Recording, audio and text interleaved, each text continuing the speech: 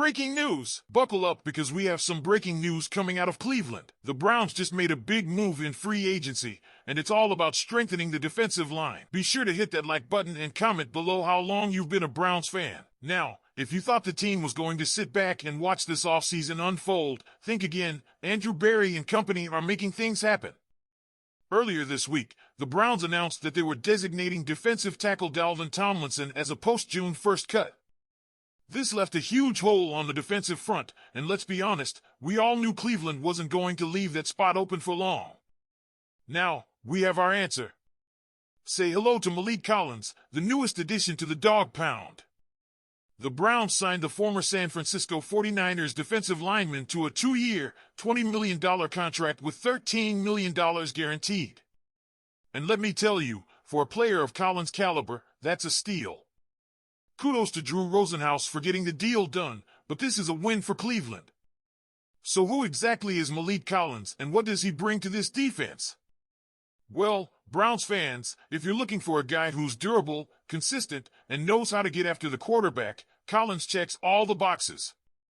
The 29-year-old played in all 17 games last season, racking up 33 tackles, 5 sacks, and even recovering a couple of fumbles. That's the kind of production you want from your interior linemen, especially on a defense built around Myles Garrett's dominance at edge. Now, let's talk about Collins' journey. He's been around the league, drafted by the Cowboys in 2016, then made stops with the Raiders, Texans, and most recently the 49ers. While he's never been a household name, he's always been a reliable contributor. His best season? Probably 2023 with Houston, where he had 41 tackles and 5 sacks in 16 games. That's the kind of impact Cleveland is hoping for. And here's a key stat. Pro Football Focus gave Collins a 70 pass rushing grade last season. That means he's not just a run blocker. He'll pressure the middle, break down pockets, and make life easier for guys like Myles Garrett and Zadarius Smith. If you watched the Browns' defense last season, you know how crucial it is to generate pressure from all angles. This change strengthens that front office significantly. But let's not ignore the bigger picture. The Browns entered free agency with very little cap space to work with. Somehow, they managed to maneuver the numbers and land key pieces without spending a lot. It's not easy, but credit to the front office for making it happen. There's still a lot of work to be done, and the NFL draft will be a big part of that, but Cleveland is already taking steps in the right direction. So, Browns fans, what do you think? Does Maliek Collins move the needle for this defense? Is this enough to make the defensive line one of the best in the league, or do you think Cleveland still needs another piece? Leave your thoughts in the comments. Cleveland entered this offseason without a lot of cap space to work with, so Andrew Berry had to be smart and selective. While some fans may have hoped for a bigger splash, what we're seeing is a series of calculated moves designed to add depth, improve pass rush, and maintain draft flexibility.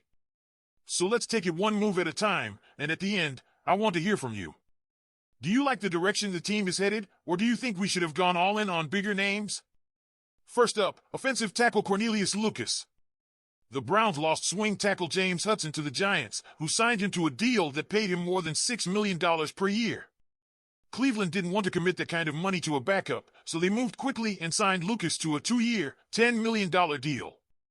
And honestly, this might be one of the smartest and most under-the-radar moves of free agency.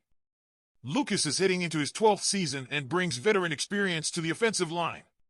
He allowed just 1 sack in 14 games last season, and his ability to slot into any tackle position makes him a crucial depth piece. Analysts gave this move a B+, and I'm right there with them. It's not a flashy signing, but it's a cost-effective way to maintain depth on one of the league's most important units. Now, let's talk about pass rush, because Cleveland has made some interesting moves here. The Browns added Joe Tryon-Shoyinka on a 1-year, $4.75 million deal. If that name sounds familiar, it's because he was a first-round pick for the Buccaneers just a few years ago. He never fully broke out in Tampa Bay, but at just 25 years old, the Browns see untapped potential. Last season, he had only 2 sacks, but part of that was due to the way Tampa used him. He spent a lot of time in coverage instead of just rushing the passer. That won't be the case in Cleveland. Jim Schwartz wants his defensive ends attacking, and Tryon-Shoyinka will have every opportunity to carve out a role alongside Myles Garrett. Some analysts are skeptical, giving this move a C, but others think the upside is there and graded it as high as an A.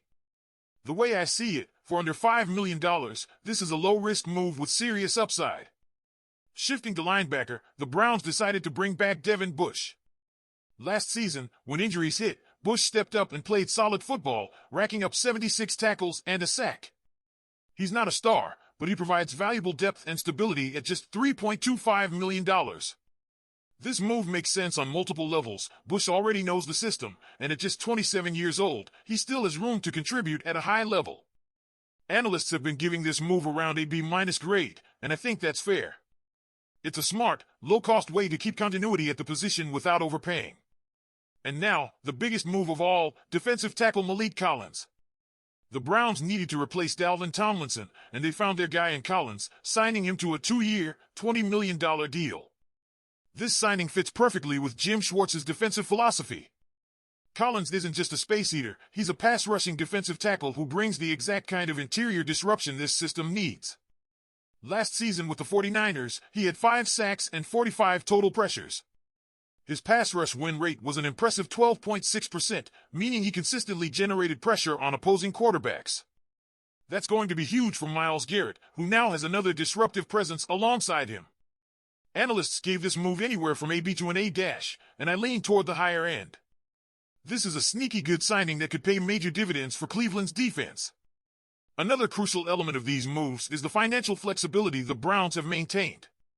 Despite making multiple signings, they have structured these deals in a way that keeps them from being locked into long-term commitments that could hurt them down the road.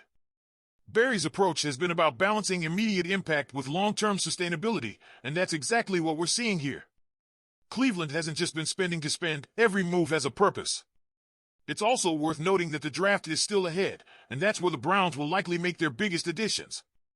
Free agency is about plugging holes and adding depth, but the draft is where teams truly build for the future.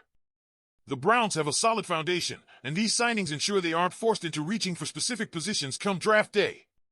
Instead, they can take the best available talent and continue to strengthen this roster. So, when we step back and look at the big picture, how do these moves stack up? The Browns weren't in position to go after the top-tier names, but they didn't need to. What they did was smart. They addressed depth at offensive tackle, took a low-risk swing on a young pass rusher, retained a reliable linebacker, and upgraded their interior defensive line. And they did all of this while keeping financial flexibility heading into the draft. Now, here's where I turn it over to you. Do you think the Browns have played this free agency period the right way? Should they have been more aggressive and gone after bigger names, or do you like the strategic, value-based approach they've taken? Drop your thoughts in the comments. I want to hear what you think. And if you're liking the content, don't forget to hit that like button and subscribe for more Browns updates. Go Browns!